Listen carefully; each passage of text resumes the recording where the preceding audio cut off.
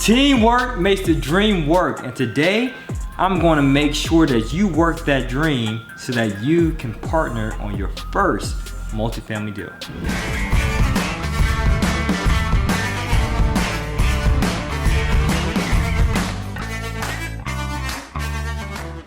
Hey, what's up, friend? I'm Juan Pablo, the People's Mentor and CEO of 100% Finance. At 100% Finance, we are the most trusted, full-service, multifamily real estate investment company in the nation. And we have tons and tons of real estate investing content on multifamily commercial properties for your viewing pleasure. Now, if you want to get more of this content, you have to make sure that you click this button up here and subscribe so that you can get these notifications. And we definitely want you to be engaged in the videos. So feel free to leave all your comments, all your questions. No questions are stupid questions. We love your questions because that's how we continue to create more and more content for your viewing pleasure. In 2014, I quit my day job, baby. Yay! However, I didn't have the people's mentor to advise me on my income taxes. Personally, I pretty much claimed everything on my taxes so that I can reduce my tax liability and save money by not paying Uncle Sam. However, that had a negative impact on me qualifying for mortgages. Because you gotta make sure you show profits and not losses. Makes sense, doesn't it? But back then I didn't know. However, being that I couldn't qualify for mortgages, I did have a mortgage lender in which I had a great rapport with who was able to provide me with a little secret on how I can qualify for mortgages with those losses on my tax return. So, here's a little secret, right? You gotta bring the 3 C's to do any multifamily real estate deal. Here are the 3 C's. Cash, credibility, and competence. Now, what do you mean by that, right? Well, my mortgage lender said this, hey Juan, you know what? If you keep your ownership in this entity, and I recommend an entity that you hold to hold the property instead of having it in your own name. In this case, it was a limited partnership. She said if you own less than 19% ownership, 19, we do not have to ask for the other C, which is credibility. And I said, really? As long as I limit my ownership in any entity I form, let's say a limited partnership, you won't ask me for any of my financials, my tax returns, or to see a copy of my credit report? She said, you're absolutely correct. However, you do have to bring what's called a straw, S-T-R-A-W, a straw borrower to the table who can bring the other C's to the table as well. So that's what I highly recommend for you as well. And that's what I did. So being that I had losses on my tax returns, I didn't want to be in that mindset of, oh, woe's me, I guess I can't invest in real estate. I guess I gotta wait 2 years of positive tax returns to be able to qualify. So I guess I won't be able to close a deal until 2016. No, be that real estate entrepreneur. Think outside the box. One monkey don't stop no show. So I had to think, I had to leverage my resources, right? A wise man has to school a team of advisors. My mortgage lender advised me. And I'm here to advise you as the people's mentor.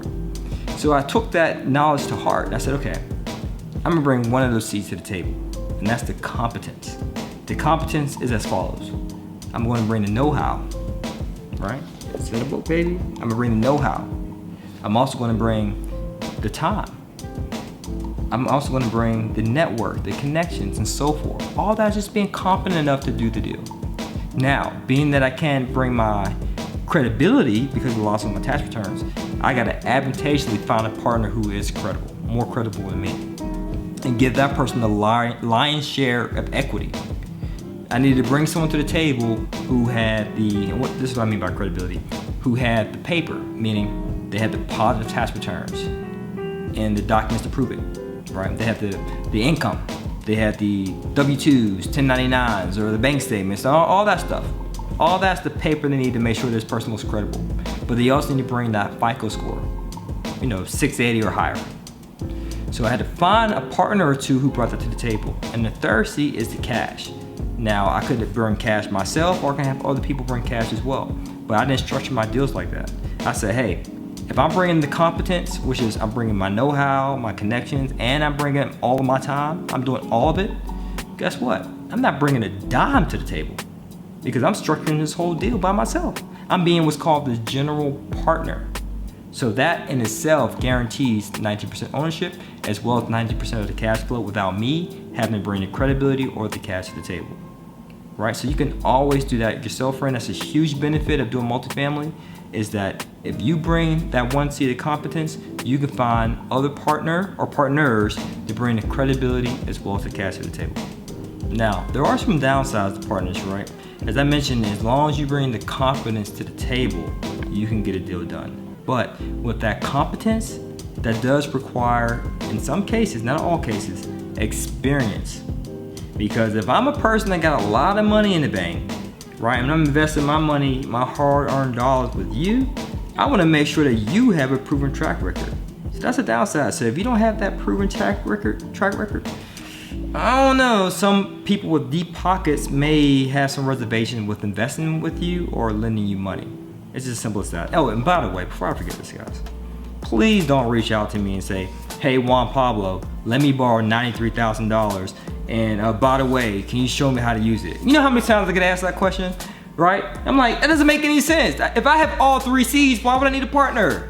That doesn't make, we really think about it, right? If I have the competence, obviously I got the competence if I'm making a YouTube video about it and I wrote a book about it, right? And if I also have the credibility, meaning I got a high FICO score and I got tax returns that are positive now, it's now 2019, right? And I also got the cash, then by all means, why would I lend you the cash and teach you how to use it, right? So I'm sharing that with you, not to sound pompous and arrogant, but just to think about the mindset of the person that you're borrowing money from. You have to make sure that it's a win for them, right? That's negotiations. You just can't sell your case. It's also a soft skill too, negotiating sales. You can't sell your case that, hey, you over there with deep pockets, lend me your money and I'm gonna pick your brain. No. Or hey, you over there with deep pockets, lend me your money but I have no experience. No.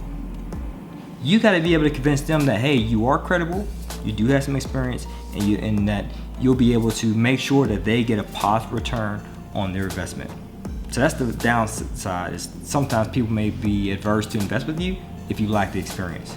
Now the second downside is reporting. So let's say you had a uncle, friend, family member, colleague, cousin, whoever, coworker, and they say, hey, even though you don't have the experience, I do respect the fact that you did some studying. I do respect the fact that you know your stuff. You won me over by your product knowledge. You have a high degree. I perceive you as an expert. Then by all means, you did a great job. But you definitely have to have accurate reporting to them, meaning their cash flow. You gotta give them updates. And you gotta keep a paper trail. Now that's one thing I just don't like. It's a necessity with business. You gotta keep a track of all the books and paperwork. But me, I just hate paperwork. But that's not to say that I'm just gonna sweep under the rug. No, I'm gonna make sure I hire someone to do that for me, right? Someone who is competent and actually likes it so that I don't have to do it, okay? Now the third thing I wanna share with you is this. If you're interested in getting started on real estate investing and you don't have any of the 3 C's, the competence, the cash, or the credibility, it's not the end of the world. You can start first and foremost by gaining the competence, learning as much as you can. But if you don't have the experience, then you can definitely partner with someone who does have the experience. So if they try to attack you, quote unquote, and say, hey, you, Erica, how many properties do you own? If I were you, Erica, I'll say, well, my partners and I, we have a collective experience of so-and-so years, right? You can partner with someone who actually brings this to the table, but you gotta make sure, again, that you bring something of value to the table.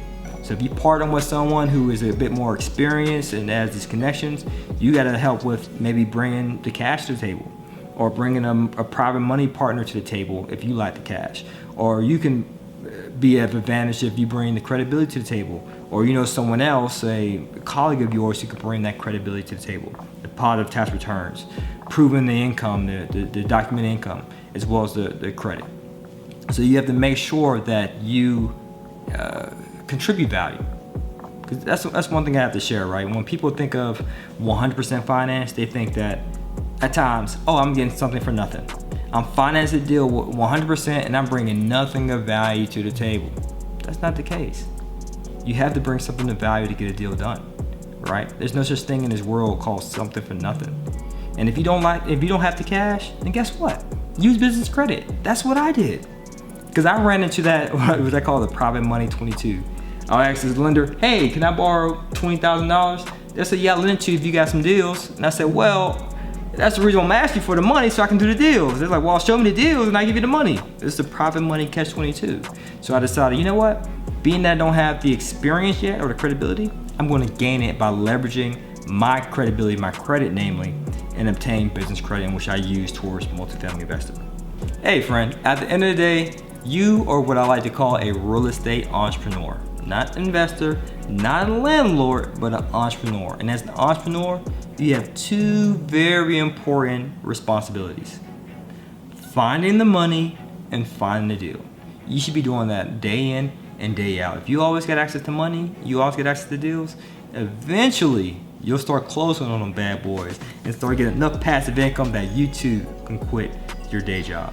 And if you're interested in quitting your day job and more real estate investing content, visit our website, 100percentfinance.com. We have a plethora, an abundance of content for your viewing pleasure, especially a promissory note. So we talked a lot about private money, private lenders, for example, in which, let me give you a definition. A private lender may not want equity. They say, you know what? I can care less about the performance of this asset. I don't care about, capitalizing on the upswing if it goes up. Hey, I just want my guaranteed money back. I just want my standard 6% interest rate. Just pay me my money back. That's what a promissory note is used for. And if you want access to that document, just make sure you review it by your attorney, by the way, all right? Always CYA, consult your attorney.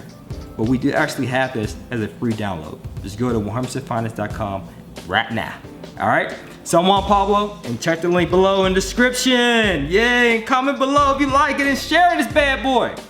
Other people need to know this information.